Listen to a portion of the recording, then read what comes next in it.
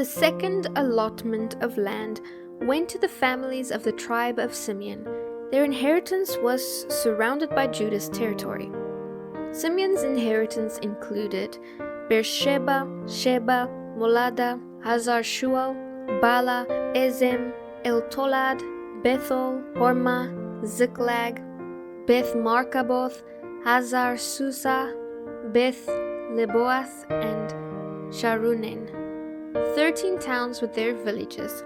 It also included Ain Rimnon, Ether, and Ashan, 4 towns with their villages, including all the villages as far south as Balath Beer. This was the inheritance of the families of the tribe of Simeon. Their inheritance came from part of what had been given to Judah because Judah's territory was too large for them. So the tribe of Simeon received an inheritance within the territory of Judah. The third allotment of land went to the families of the tribe of Zebulun. The boundary of Zebulun's inheritance started at Sarid.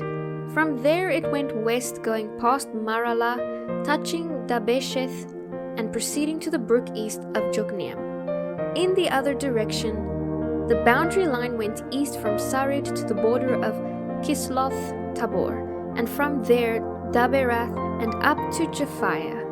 Then it continued east at Gath-Hefer, Eth-Kazin, and Rimnon, and turned toward Nia. The northern boundary of Zebulun passed Hanoth and ended at the valley of Iftael. The towns in these areas included Katath, Nahalal, Shimron, Adalah, and Bethlehem, 12 towns with their surrounding villages.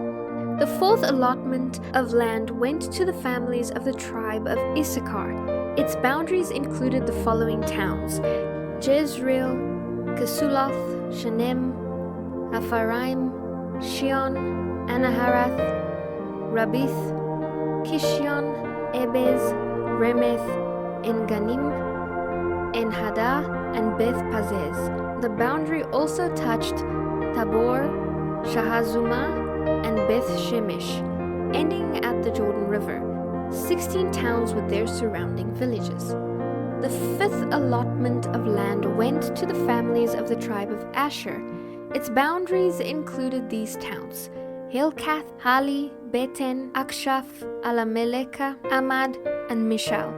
The boundary on the west went from Carmel to Shahor-Libnath, turned east toward Beth Dagon, and ran as far as Jebulun in the valley of Ifta-El, running north to Beth Emek and Neiel.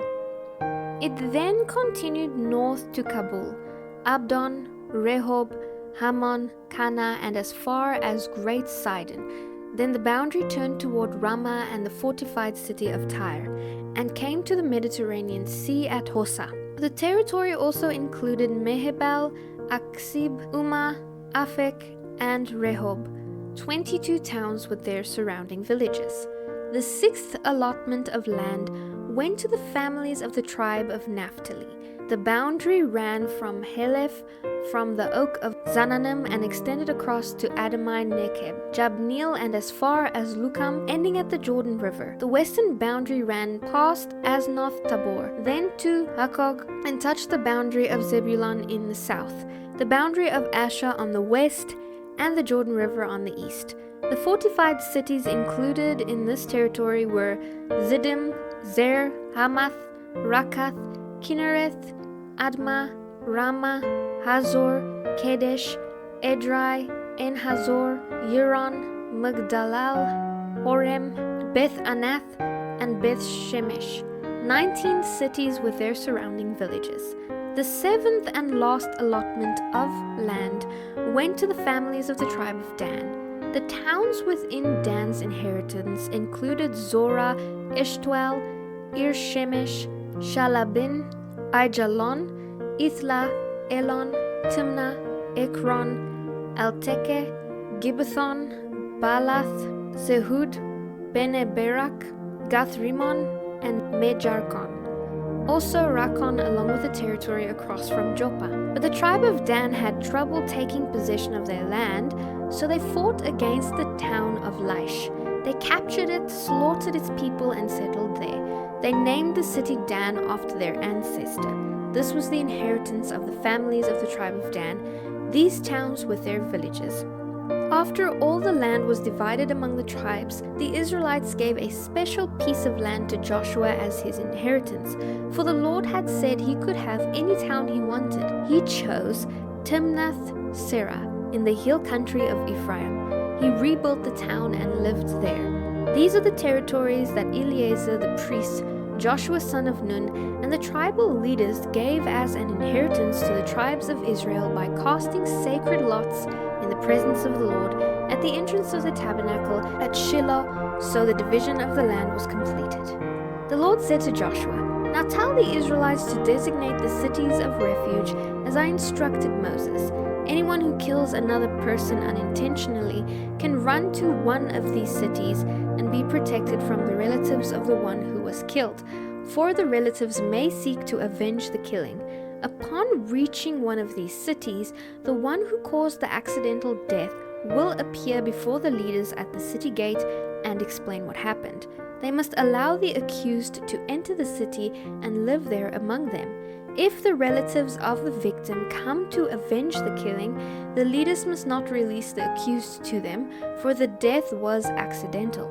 But the person who has caused the death must stay in that city and be tried by the community and found innocent. Then the one declared innocent because the death was accidental must continue to live in that city until the death of the high priest who was in the office at the time of the accident. After that, the one found innocent is free to return home. The following cities were designated as cities of refuge: Kedesh of Galilee in the hill country of Naphtali, Shechem in the hill country of Ephraim, and Kiriath Arba in the hill country of Judah. On the east side of the Jordan River across from Jericho, the following cities were designated as cities of refuge: Bezer in the wilderness plain of the tribe of Reuben, Ramoth in Gilead in the territory of the tribe of Gad, and Golan in Bashan in the land of the tribe of Manasseh.